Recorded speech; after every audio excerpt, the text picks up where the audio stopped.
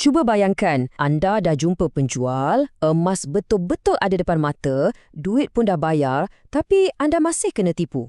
Bunyi macam mustahil kan? Tapi inilah situasi yang betul-betul sedang berlaku di Malaysia sekarang ni. Tengok perkongsian ni sampai habis supaya anda tak jadi mangsa seterusnya.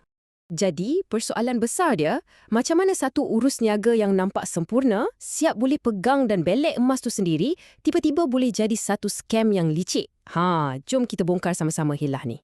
Okey, selalunya semuanya bermula dengan satu tawaran yang nampak macam, wow, bestnya, satu peluang nak beli emas terpakai, mungkin harganya lebih murah sikit dari pasaran. Semuanya nampak sah, mudah dan selamat. Tapi, sebenarnya di sebalik tadir tu, ada satu perangkap yang tengah dipasang.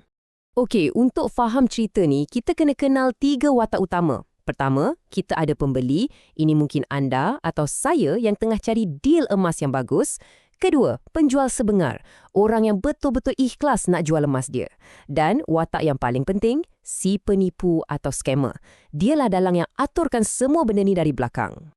Sekarang, kita masuk bahagian yang paling crucial.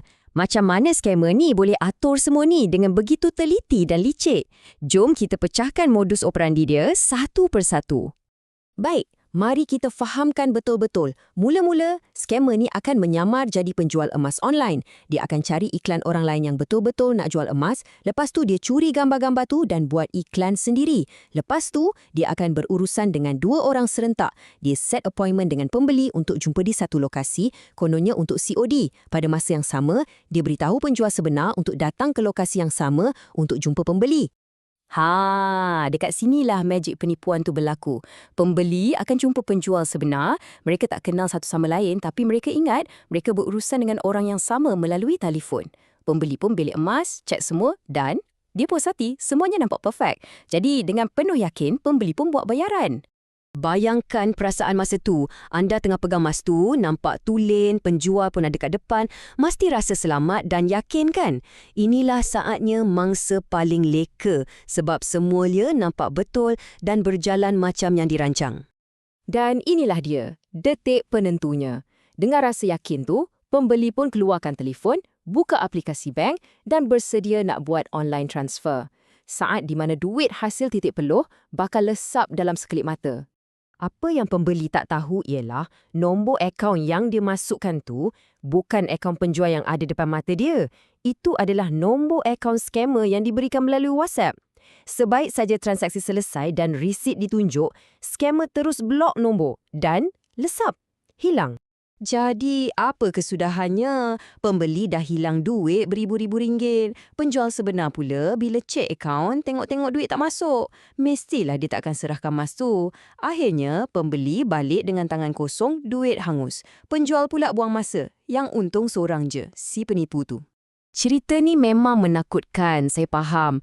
Tapi, berita baiknya, scam ni sebenarnya boleh dielakkan kalau kita tahu caranya.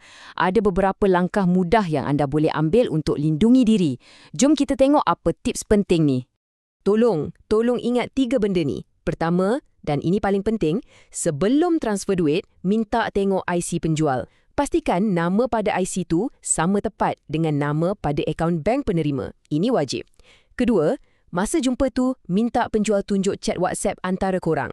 Kalau mesej dia lain, sah ada orang kena. Ketiga, jangan malu, jangan segan nak sahkan identiti. Ini duit anda, ini hak anda. Untuk selamat.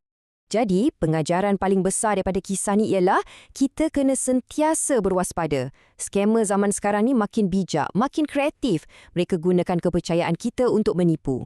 Jangan biarkan tawaran yang nampak terlalu bagus membutakan mata kita. Ingat balik ayat ni. Ia merumuskan segalanya dengan begitu sempurna. Semuanya nampak betul, nampak sah depan mata, tapi hakikatnya orang yang anda berurusan tu sebenarnya adalah hantu yang kawal semua benda dari jauh je. Okey, sekarang anda dah faham modus operandi ni dan macam mana nak elakkan diri dari jadi mangsa. Persoalan terakhir saya untuk anda, dengan siapa anda akan kongsikan maklumat penting ni?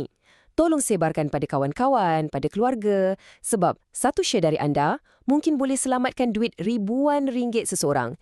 Jom jadi pengguna yang lebih bijak dan selamat.